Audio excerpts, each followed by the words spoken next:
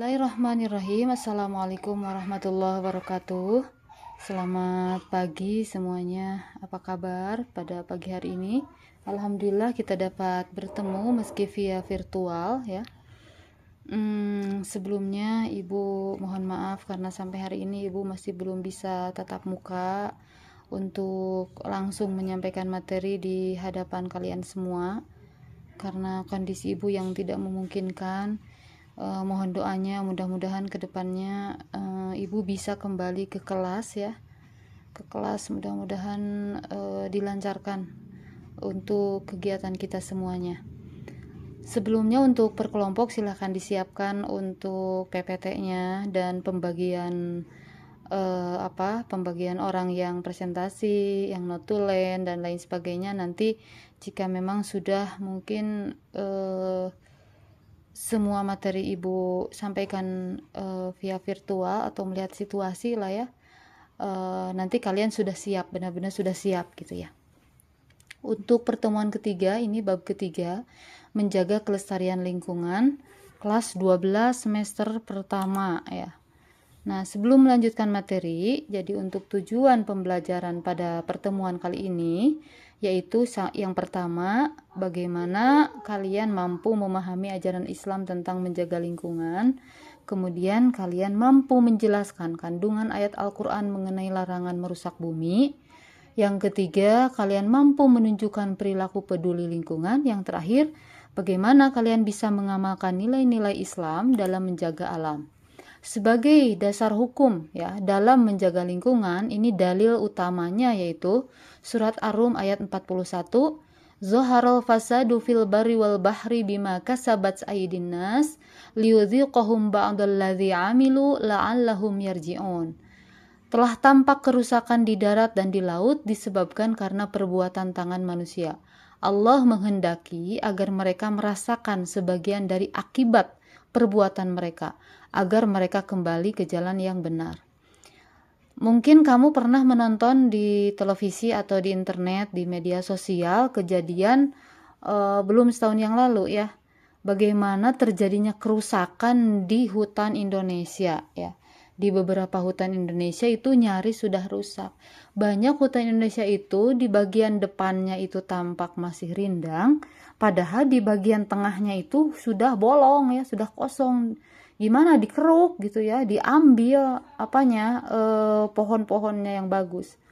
Bahkan kejadian di Aceh Tamiang ya, belum setahun yang lalu, kalian pernah menonton di televisi bagaimana kayu-kayu gelondongan itu bisa terbawa oleh deras banjir. Itu menandakan apa? Menandakan alam murka, marah ya. Karena apa? Karena sudah diambil, sudah dirusak ya, sudah dirusak alamnya. Jadi itu menandakan apa ya? Alam itu sudah muak gitu dengan apa? Dengan kerusakan yang dilakukan oleh manusia. Nah, dalam beberapa penelitian itu mengatakan bahwa kayu terbaik itu terdapat di Kalimantan ya, kayu terbaik Kalimantan. Jadi kayunya itu bukan jati ya jadi bisa kalau malam itu bisa menghangatkan gitu. Nah itu sampai dihargai mahal ya oleh luar negeri, dan itu menginginkan terus menerus. Akibatnya apa? Akibatnya ya habislah hutan digunduli oleh siapa? Oleh manusia. Kenapa? Karena manusia itu disifati dengan sifat nafsu serakah ya, tidak puas, terus-terusan tidak puas. Dulu tahun 2004 kalau tidak salah ya, Ibu pernah diajak teman untuk bukan liburan ya, berkunjung ke Sukabumi daerah Cisaat. Itu ke sebuah rumah lantai 2 lantai 3, di lantai 2. Itu rumah itu di lantai 2-nya perpustakaannya itu terbuat dari kayu-kayu yang bagus. Ibu terkejut gitu melihat kayu-kayu yang benar-benar licin gitu. Bagus banget itu perpustakaannya. Nah, ternyata suaminya yang punya rumah itu bekerja, lulusan ITB, bekerja di Kalimantan. Nah, dari Kalimantan itu membawa kayu-kayu terbaik gitu, dan kayu-kayunya itu tidak bisa dimakan rayap gitu, saking kuatnya gitu ya, saking hebatnya. Coba bayangkan bagaimana perjalanan sebatang kayu ya, dari mulai kecil hingga menjadi besar misalkan, itu berapa puluh tahun ya. Kemudian setelah besar dengan seenaknya manusia menebang tanpa menanam kembali. Nah, itu ya, itu yang menjadi Yang menjadi PR-nya. Indonesia itu alamnya nyaris habis oleh ketamakan dan keserakahan manusia. Coba kalau kita sedikit bergeser ke negara lain, kalau tidak salah di New Zealand ya. Ibu pernah membaca sebuah literatur. Negara yang paling tanda kutip ya, mungkin makmur itu di New Zealand, itu tidak pernah mengeksploitasi hasil alamnya, apapun dari alamnya itu tidak pernah. Punya batu bara, punya misalkan hutan, itu tidak pernah. Jadi semua yang dilakukan memenuhi kebutuhan manusia itu benar-benar dari Dari pekerjaan gitu, dari kreativitas, bukan dari hasil mengeksploitasi alam. Nah, gitu ya. Kadang kan kita mah jahil ya. Misalkan yang suka hiking nih ya, Arif, misalkan siapa lagi, Hasbi Allah. Kadang kalau naik gunung juga kan melihat yang bagus-bagus, pengennya metik, pengennya ngambil, atau yang deket-deket nih, misalkan ke Papandayan kan, lihat bunga edelweiss aja kita pengen ngambil, pengen bawa ke rumah, karena itu kan bunga bunga keabadian ya gitu. Padahal itu hanya untuk dilihat gitu ya. Jadi di darat dan di laut itu terjadi kerusakan karena perbuatan tangan manusia. Laut gimana? Laut sampai tsunami ya. Kenapa? Karena mengambil ikan jor-joran ya, tanpa batas. Yang kecil, yang gede, yang tengah, semua diambil gitu ya. Kalau mencari ikan itu harusnya kan kita mengambil yang layak, misalnya yang pertengahan atau yang besar. Yang kecil dibiarkan agar terus berkembang biak gitu. Kalau kita mah coba kita nonton misalkan ya, nonton di luar negeri misalkan cara pengambilan ikan di laut lepas, itu menggunakan bukan pukat harimau yang gede banget ya, sekali jaring diturunkan ukuran gede, dan sekali diangkat itu habis sama yang kecil-kecilnya diambil gitu. Makanya cara daripada laut dan juga cara daripada hutan marah amukannya adalah seperti itu ya. Karena terus-terusan diambil, kan mereka bukan dengan berbicara mengamuknya, protesnya ya. Jadi laut menumpahkan kekesalannya, misalkannya kesalannya itu dengan dengan mengeluarkan tsunami. Bahkan ada satu cerpen yang berjudul ia bukan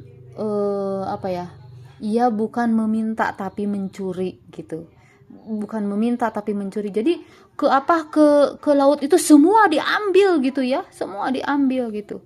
Tidak ada yang lebih serakah daripada manusia. Aduh, manusia disalahin lagi ya. Ini memang sudah jauh-jauh hari diingatkan oleh Allah, dan ada ini dasar hukumnya gitu. Jadi kita harus jadi apa? Harus jadi manusia yang benar-benar bijak ya, yang benar-benar bijak. Jangan sampai kita termasuk pada manusia yang terkategorikan ya. Terkategorikan adalah manusia-manusia yang sering membuat ulah kerusakan gitu ya. Nah, apa pesannya dari ayat ini? Yang pertama, kerusakan yang terjadi di lingkungan kita ini disebabkan oleh ulah manusia, oleh ulah kita gitu. Coba lihat kita di sini yang dekat saja. Kenapa di jalan kita sehari-hari bisa air ke jalan? Kenapa? Karena pola kehidupan kita yang tidak biasa membuang sampah pada tempatnya. Kemana? Membuang sampahnya ke lingkungan. Kemana? Ke sungai. Akhirnya ketika ada hujan, tidak sanggup ya lingkungan itu, misalkan sungai itu menyalurkan air karena tersendat oleh sampah. Akhirnya air kemana? Ke jalan. Akhirnya yang merasakan akibatnya siapa? Kita lagi. Nah, yang kedua pesannya, manusia kita yang bertanggung jawab menjaga bumi. Jadi ini bumi, kemudian kita oleh Allah dipilih untuk tinggal di bumi, kita juga sebenarnya yang harus bertanggung jawab gitu.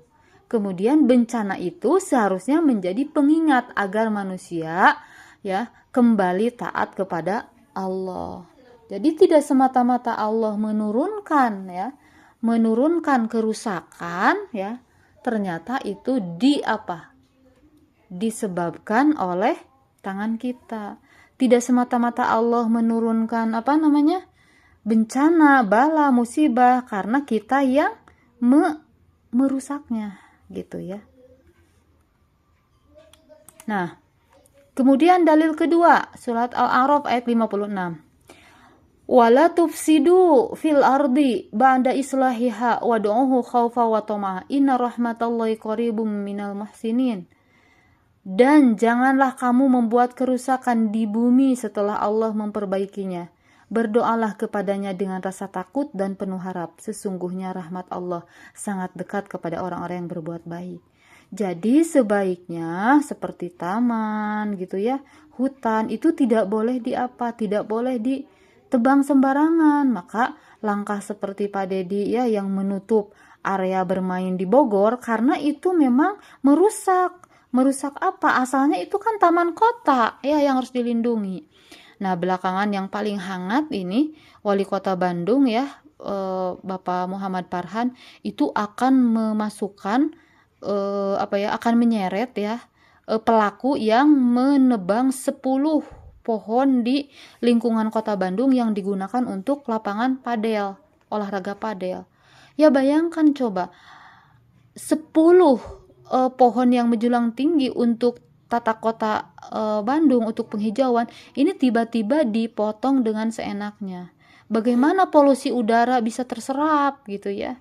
Makanya kalau kita di rumah kamu misalkan ya orang tua punya kebun terus sekarang punya pohon-pohon yang besar mau ditebang, dipikirkan dulu sudah ada belum penggantinya gitu ya.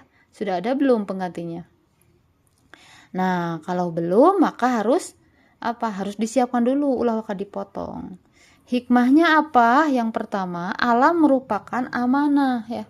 Amanah dari Allah. Kemudian menjaga lingkungan termasuk amal soleh. Jadi yang termasuk amal soleh itu bukan berarti sholat hungkul ya. Luas, kata ibu juga amal soleh ibadah itu luas ya. Luas sekali. Misalkan ada tanaman yang tergencet oleh batu, misalkan susah berkembang biak, kita ambil batunya, kita bersihkan dari sampahnya, itu amal soleh akan tercatat ya. Luas. Arif misalkannya suka hiking, melihat ketika pendakian ada misalkan tanaman yang terjepit, dibenerin sehingga dia bisa bernapas kembali. Nah, itu amal soleh ya. Jadi diusahakan setiap gerak langkah kita kalau melihat ada yang tidak beres, tidak pada tempatnya, dibetulkan, itu amal soleh. Kemudian kerusakan alam itu bertentangan dengan ajaran Islam. Tidak ada ajaran yang paling lengkap selengkap Islam. Itu dinyatakan oleh seorang mu'alaf. Coba apa hal yang tidak dibahas dalam Islam? Semua dibahas. Nah, termasuk kerusakan alam juga. Kita diperintahkan untuk apa? Kan kita menyayangi itu ke apa? Ke makhluk Allah yang lain. Kalau misalkan alam, tumbuhan, makhluk Allah bukan? Makhluk Allah yang lain sama gitu ya. Jadi kita harus harus benar-benar beribadah itu bukan hanya sekedar sholat hungkul ya. Menyayangi alam juga sama itu, merawat ya. Sekarang lagi musim kemarau, kabarnya kalau sudah 3 tahun kemarau berturut-turut itu tanda-tanda kiamat semakin dekat. Kemarin ya beberapa hari yang lalu sudah ada peralak gitu ya, hujan kecil-kecil tapi tidak jadi. Nah sekarang ini tanaman kan kekeringan, kita butuh menyuplai, membantu sok yang di rumahnya punya tanaman-tanaman, pagi-pagi ceboran, sore-sore ceboran ya. Itu salah satu ya, menjaga lingkungan, itu amal soleh ya. Nah ini bentuk menjaga kelestarian lingkungan. Nah ini ya, menanam, merawat pohon, tidak membuang sampah sembarangan, menghemat air dan listrik, menjaga kebersihan sekolah dan rumah. Ini siapa ini di sekolah yang sudah ada jadwal piket tapi nggak mau piket ya, itu harus melakukan ya. Jadi orang yang pintar itu bukan berarti pintar secara IQ. Nah ini juga sama ya, di sekolah jadwal bebersih ya, jadwal lah bebersih. kalian itu bukan anak gubernur, bukan anak presiden sekalipun iya, tetap saja posisinya di sekolah itu sama, dijaga ya, dibersihkan, kaca-kacanya dibersihkan. Terus mengurangi penggunaan plastik. Sekarang udah banyak ya, kalau ke ibu belanja misalnya ke Yomat atau ke Jogja itu suka ditanya, ya ibu bawa ini tote bag misalkan ya, untuk mengurangi sampah plastik. Terus memanfaatkan sumber daya alam secara bijaksana. Jikalau ada misalkannya sumber daya alam seperti sekarang, Indonesia itu kaya banget. Menurut penelitian, jika alam Indonesia sumber dayanya hasilnya benar-benar dibagikan ke seluruh rakyat Indonesia, itu sebenarnya sangat makmur kita itu. Cuman ya hanya dikuasai oleh segelintir orang. Akhirnya sumber daya alam di Indonesia itu termasuk yang lengkap, nikel ada, batu bara ada ya, emas apalagi, semua. Tapi kita tidak bijak dalam dalam memanfaatkannya ya. Apa nilai karakternya? Ada tanggung jawab, kemudian peduli, disiplin, dan cinta lingkungan. Nah, kemudian implementasi dalam kehidupan sehari-hari. Sebagai pelajar, kalian harus bisa apa? Yang pertama, ikut kerja bakti. Kalau misalkan di sekolah ya, waktunya itu beres-beres ikut ya. Menjaga kebersihan kelas, sama awas siapa cek-cek itu di bawah bangkunya. Yang banyak kertas-kertas, bekas ulangan, dan lain sebagainya ya. Dicek-cek. Kemudian menghemat penggunaan air. Di beberapa tempat ya, seperti di NTT, NTB kalau nggak salah, itu sudah sulit air itu. Alhamdulillah ya, di tempat kita mah qadarullah air masih gampang untuk dicari, masih mengalir deras ya. Kemudian membuang sampah sesuai tempatnya. Menjadi pelopor sekolah hijau. Nah, ini ya, seharusnya di sekolah itu banyak tanaman-tanaman. Nah, nanti setelah bab ini ada tugas per kelompok, ibu kirimkan kelompoknya harus membawa satu jenis pohon ya, tanaman yang ditanam di bekas le mineral yang ukuran segalon ya, dan itu harus diberi nama per kelompoknya, dijelaskan nama pohonnya ya. Kemudian mengajak teman untuk menjaga lingkungan. Apa hikmahnya? Menjaga lingkungan itu merupakan bagian dari ibadah dan wujud syukur kepada Allah. Kesimpulannya adalah Islam melarang segala bentuk kerusakan di muka bumi. Manusia adalah khalifah yang bertugas memelihara alam. Jadi apa maksudnya? Manusia adalah khalifah, itu pemimpin ya. Kita diberi tugas oleh Allah itu ya, menjaga bumi ini agar tetap seimbang. Salah satunya melestarikan, memelihara alam. Menjaga lingkungan merupakan bentuk ibadah dan tanggung jawab kita kepada Allah.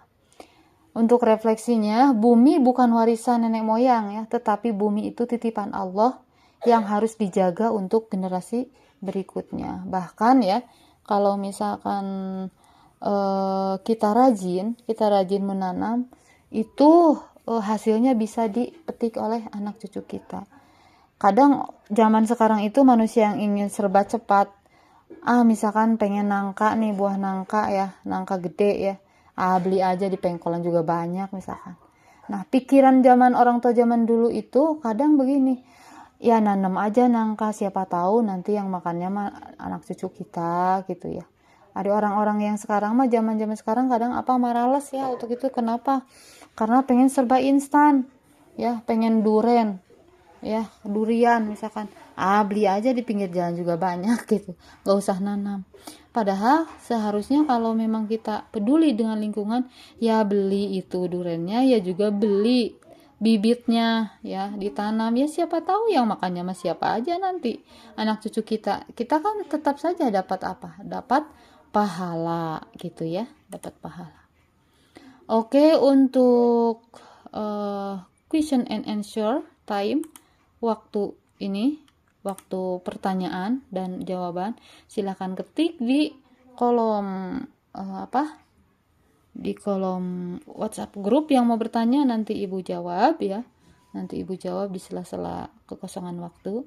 Dan selanjutnya silakan pantau di grup WhatsApp untuk nama-nama kelompok. Ibu akan berikan tugas sesuai dengan arahan Ibu dan dikerjakannya 1 pekan ke depan. Semua harus mengerjakan per kelompok ya, itu mencari 1 tanaman ya, yang tanaman pendek maksudnya ya, tanaman pendek boleh, tanaman tinggi juga boleh, seperti misalkan Bu, aku mau nanam ini, ada bibit di rumah, bibit duren misalkan, boleh ya. Itu bertiga mengumpulkannya ya, bertiga atau berempat, lihat situasi. Kemudian kamu ambil, kalau bisa di video ya, ambil apanya? Ambil tanahnya, masukkan ke dalam satu apa itu namanya, bekas aqua atau lem mineral yang ukuran segalon. Masukkan bibitnya ke situ, baru ditempelin ya, ditempelin di situ pakai apa namanya, nama ya, nama kelompok, terus nama tanamannya apa, fungsinya apa, manfaatnya apa. Nanti Ibu arahkan di kelompok ya, di grup WhatsApp. Untuk pertemuan ketiga dicukupkan sekian. Terima kasih atas perhatiannya. Mudah-mudahan kita bertemu lagi di pertemuan keempat. Terima kasih. Assalamualaikum warahmatullahi wabarakatuh.